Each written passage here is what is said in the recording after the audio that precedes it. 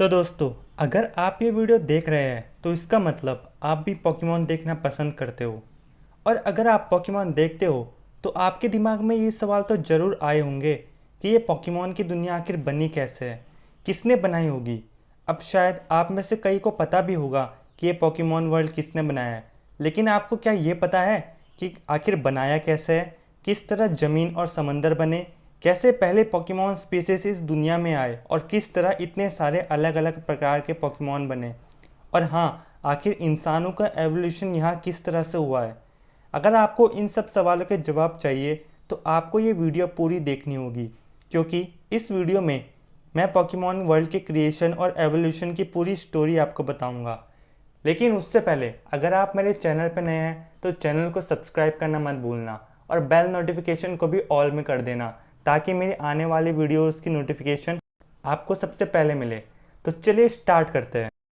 तो दोस्तों, जिस तरह हमारे यूनिवर्स में बिग बैंग से पहले कुछ नहीं था और बिग बैंग के बाद ही सारा मैटर और एनर्जी इस यूनिवर्स में आई, जिससे गैलेक्सी, सोलर सिस्टम और हमारी पृथ्वी बनी, ठीक उसी तरह शुरुआत में पोकेमॉन यूनिवर्स भी नथिंगनेस में था, उसमें भी कुछ नहीं था।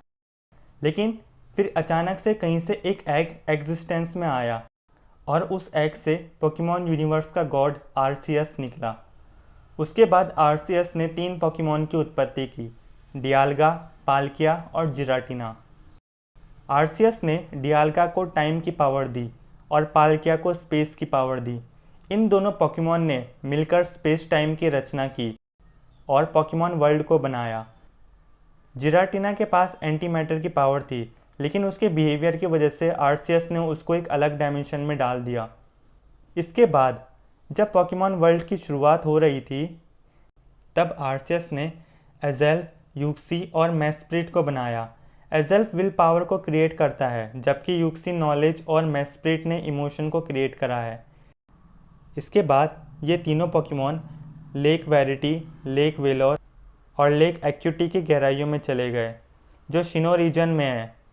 इन्हें लेक गार्डियंस भी कहा जाता है। जो क्योगर था वो समुद्र की गहराइयों में एक्सट्रीम प्रेशर से जन्मा था और ग्रोडॉन धरती की गहराइयों में मैग्मा और अर्थ के कॉम्बिनेशन से बना था। और जहाँ तक रिक्वेज़ा की बात है तो उसका जन्म ओजोन लेयर में मिनरल्स के इंटरेक्शन से हुआ था।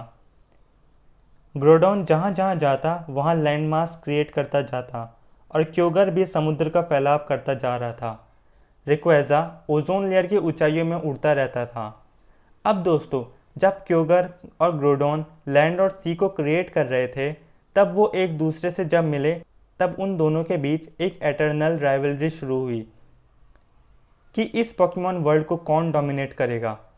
इनके बीच की बैटल तब तक नहीं रुकी जब तक रिक्वेज़ा बीच में नहीं आया।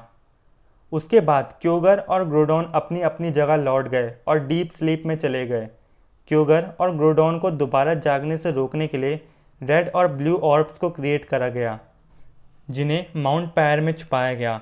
उस समय धरती पर म्यू की उत्पत्ति हो गई थी और उस समय उनकी तादाद भी बहुत ज़्यादा थी। रेगिगैस ने कॉन्टिनेंट्स को मूव करके लैंड मास और रीजन्स क्रिएट करे। उसके बाद रेजिगैस ने रेजिरॉक, रेजाइस और रेजिस्टील को क्रिएट करा और फिर डीप स्लीप में चले गया। अब ये सब होने के बाद कई साल बाद प्री हिस्टोरिक एरा शुरू हुआ। उस समय जो म्यू की जो पॉपुलेशन थी वो कम होने लगी थी। म्यू सभी पोकेमॉन का एंसेस्टर है। धीरे धीरे एवोल्यूशन के साथ साथ म्यू की पॉपुलेशन भी कम होती गई और पहले प्री हिस्टोरिक फॉसिल पोकेमॉन इस दुनिया पर अपीयर हुए। ऐसा माना जाता है कि म्यू ही समय के साथ साथ अलग अलग तरह के पोकेमॉन में बदल गया। फिर बाद में एवोल्यूशन के साथ साथ स्पीसीज़ भी इवॉल्व होती रही और इससे ह्यूमंस की क्रिएशन हुई। ह्यूमंस की क्रिएशन भी पोकेमॉन से ही हुई थी और इसी तरह ये दुनिया अलग अलग तरह के पोकेमॉन से भर गई। धीरे धीरे एवोल्यूशन के साथ साथ ह्यूमंस और पोकेमॉन अलग अलग हो गए। तो दोस्तों, ये थी पोकेमॉन क्रिएशन की स्टोरी। और दोस्तों, अगर आपको इसका अगर पार्ट 2 भी चाहिए तो कमेंट्स में ज़रूर बताना और वीडियो को ज़्यादा से ज़्यादा लाइक करना।